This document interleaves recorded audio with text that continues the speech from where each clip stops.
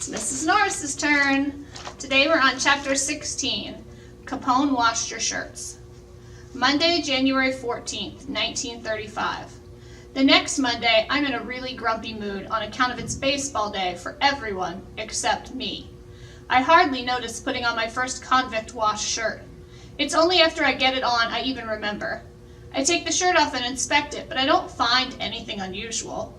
It's my shirt and it's clean, and that's about it. At breakfast, my mom doesn't say anything about finding extra clothes in our bags. So either my mom hasn't put the laundry away yet, or more likely, Piper got them out before my mom saw them.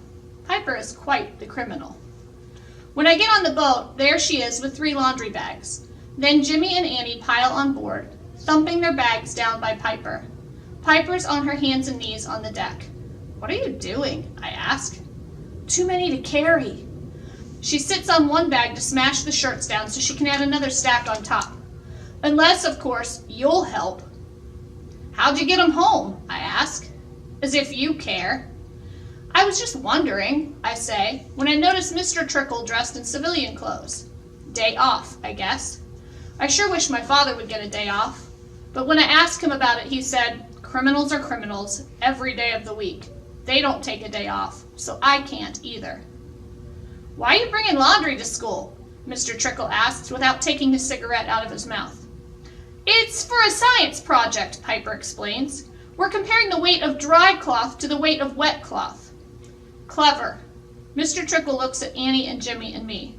"But I thought you kids went to different schools." "City-wide project," Piper says. "All the 7th grade science classes in San Francisco have to do it." Mr. Trickle shakes his big head and takes a drag on his cigarette. "You got an answer for everything, don't you, Piper?" He breathes the smoke out his nose. "Just like your old man." Piper nods. "Yes, sir," she says. When the boat docks at Fort Mason, Piper has the laundry in 3 fully stuffed bags. This is still too much for her to carry. It's not like she has dead bodies in there or anything.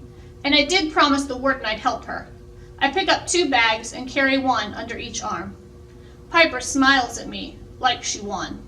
I pretend not to notice. "Mr. Trixle didn't believe that story about the science project," I tell her. "Didn't check the bags, did he?" I shake my head. "Well, then he couldn't have been that suspicious."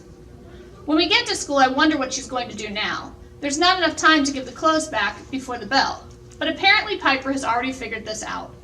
She walks right into the home economics room and unlocks the supply closet. Does this girl have keys to everything?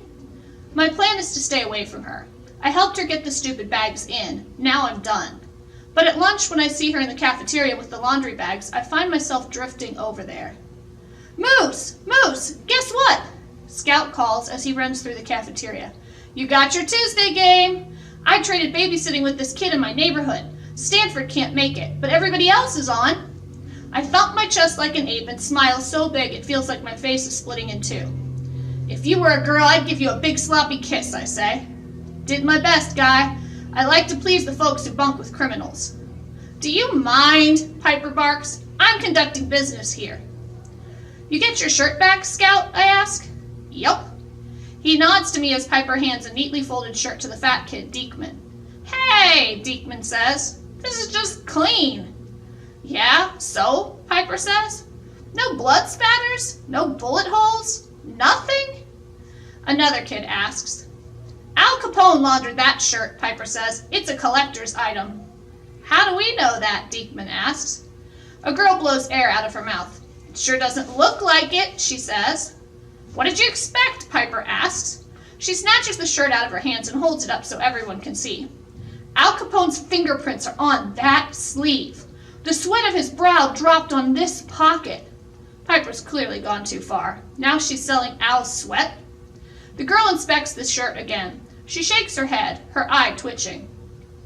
"I didn't pay a nickel to have my blouse washed," says another girl, who had made Piper promise her blouse wouldn't come back with 1 single drop of blood on it.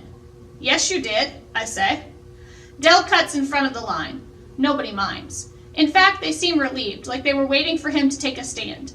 He plants his feet. "How do we know you didn't have your mom wash these?"